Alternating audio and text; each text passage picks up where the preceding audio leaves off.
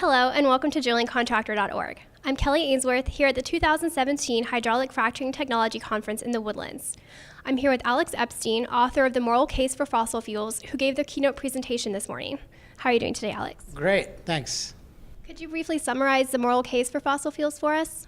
Sure. The moral case for fossil fuels says that if our goal is human flourishing, humanity is obligated to use more fossil fuels, not less. And why has the industry not been successful in making this case so far? I think primarily because the industry doesn't understand or truly believe in this case. I mean, this is a fairly novel argument. The general argument the industry advances is that it's a necessary evil. It's something that we might need to accept for the time being, but that we should aspire to get off of.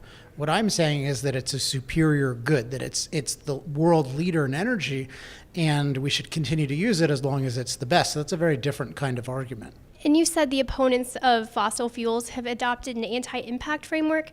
Could you explain what this is and what a better moral framework would be? Sure. Well, first of all, a moral framework decides what is the fundamental goal that you think is right in life, and that really determines what you think about everything else. So the moral framework that's dominant in our society is what I call the anti-impact framework, which is the idea that we should always seek to minimize our impact on nature. And if we take that seriously, we really should have never built New York City. You should never have kids. And North Korea is a much more moral country than South Korea because there's much less impact on nature. So this is the wrong way of thinking about environment. The right way to think about environment is as part of a broader framework of human flourishing. So I call my framework the human flourishing framework. The goal of everything is human flourishing, and we look at every issue, including but not limited to environmental issues, from that perspective. And what can the industry do to change the conversation around fossil fuels? The industry can learn the human flourishing framework. The book, The Moral Case for Fossil Fuels, gives both the framework and the facts you need to understand it. And then they also need to understand what I call the human flourishing communications framework, which is how to discuss with other people every issue in terms of human flourishing.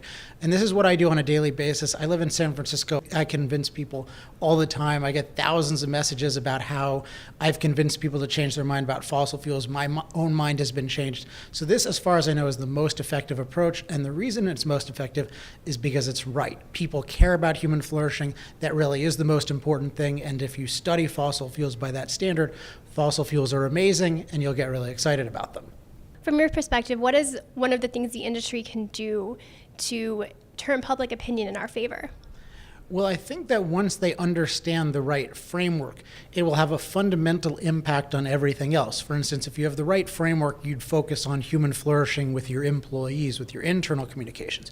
You'd focus on it with your advertising. You'd focus on it with your government relations. You'd focus on it with dealing with the different thought leaders that many CEOs have access to that they might be able to persuade if they had a more persuasive framework for thinking about and communicating on the issue. So I'm always looking for a fundamental change that can then have all sorts of ripple effects, positive, derivative effects.